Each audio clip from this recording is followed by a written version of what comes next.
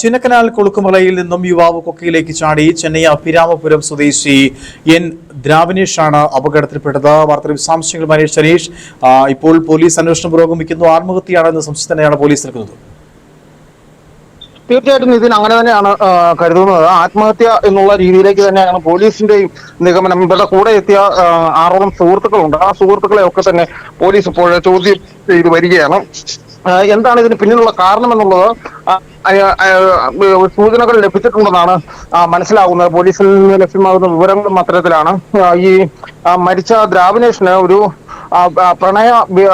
പ്രണയമുണ്ടായിരുന്നുവെന്നും അതിൽ അസ്വാരസ്യങ്ങൾ നേരിട്ടിരുന്നുവെന്നും ഇതിൽ ഇദ്ദേഹം മനോവിഷമം ഉണ്ടായിരുന്നുവെന്നും ഒക്കെ സുഹൃത്തുക്കൾ പോലീസിനോട് പറഞ്ഞതായാണ് നമുക്ക് ലഭ്യമായിട്ടുള്ള വിവരം. എന്താണെങ്കിലും രാവിലെ ഏതാണ്ട് 5:15 കൂടിയിട്ടാണ് ഇവർ ഈ കൊളുക്കുമലയിലേക്ക് ചിന്നക്കനാൽ സൂര്യനെല്ലിയിൽ നിന്നും ട്രിപ്പ് ജീപ്പിൽ പോകുന്നത്.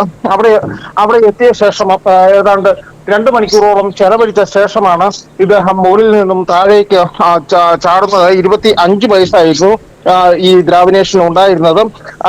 എന്താണെങ്കിലും ഇപ്പോൾ മൃതദേഹം കണ്ടെടുത്തിട്ടുണ്ട്.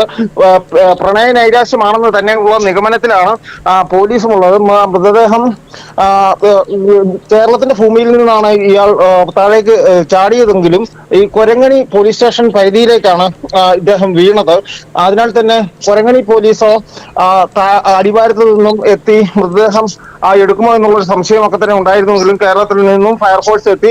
ഫയർഫോഴ്സ് സംഘം വടമിട്ട് താഴേക്ക് ഇറങ്ങുകയായിരുന്നു. വടമിട്ടിറങ്ങി ഇദ്ദേഹത്തെ കണ്ടെത്തുകയും ഒരു സ്ട്രക്ചറിൽ മൃതദേഹം വളരെ പണിപ്പെട്ട് മുകളിലേക്ക് എത്തിക്കുകയുമായിരുന്നു.